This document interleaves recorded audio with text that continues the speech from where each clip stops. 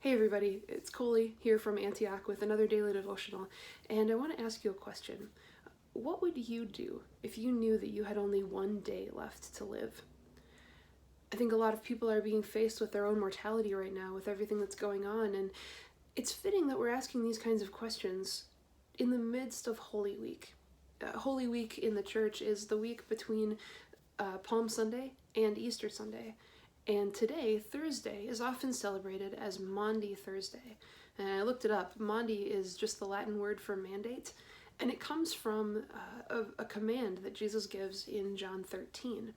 He says, "A new commandment I give to you," or in Latin the word is mandate. "A new commandment I give to you, that you love one another, just as I have loved you. You also are to love one another. By this, all people will know that you are my disciples, if you have love for one another." Now, this commandment comes at the end of an interesting chapter. If you go back up to the beginning of John 13, verse 1 says this: "Now the feast of the Passover, when Jesus knew his hour had come to depart out of this world to the Father, having loved his own who were in the world, he loved them to the end." Jesus knew he would die the very next day. He knew what was to come. He wasn't dying from sickness. He wasn't dying because it was the end of his natural life. He was dying in our place on the cross. And he knew that the next day he would be betrayed by his disciples, that he would be turned over to the Romans, and he would be crucified. And on this last day of his life, he chose to do something really, really interesting. He demonstrates his love for his disciples in one of the most humbling ways possible, by washing their feet.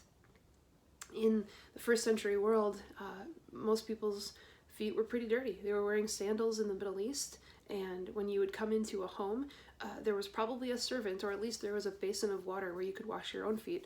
But in homes that could afford it, there was a servant there who would wash your feet for you. An incredibly humbling and really dirty job. But Jesus, though he was fully God and had all authority in the universe, he takes off his outer garment, wraps it around his waist, and in the equivalent of just a t-shirt, starts washing his disciples' feet. Jesus knew who he was. He knew he was God. He knew he had come from the Father, and he knew he was going back to the Father. And yet he shed his outer garment and humbled himself to wash their feet. After he does this to all of his disciples in the room, he asks them a question. He says, "Do you understand what I've done for you?" His purpose for washing the disciples' feet was to show the kind of love that he loves us with.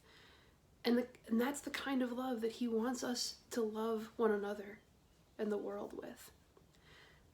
For Jesus to take off his cloak to do some humbling service is incredible. But honestly, it's very little compared to the greater humbling that he had already done. Paul says it best in the book of Philippians chapter 2. He says this: "Though Jesus was in the form of God, he did not count equality with God a thing to be grasped, but he emptied himself by taking the form of a servant. Being born in the likeness of men, and being found in human form, he humbled himself by becoming obedient to the point of death, even death on a cross." Jesus' whole mission was to be humiliated in order to save us, so that we could be glorified with him. Because we know that tomorrow, Good Friday, is not where the story ends. Good Friday is only good because of Easter. And on Thursday here, we get to reflect on this incredible example of Jesus living out a servant life amongst his disciples in a way that we can exemplify.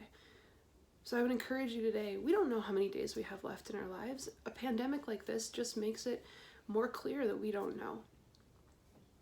So I would encourage you to live each day like it's your last. And so today, how can you serve? How can you love one another? How can you show the love of Jesus to the people around you? And if you don't know Jesus, he wants to come and wash you and make you clean. That's why he came. That's why he died. That's what we celebrate tomorrow. And that's why he came to defeat death. And that's what we celebrate on Sunday. Be encouraged today. Live like it's your last day. In service, in humble love for one another, like Jesus did. God bless.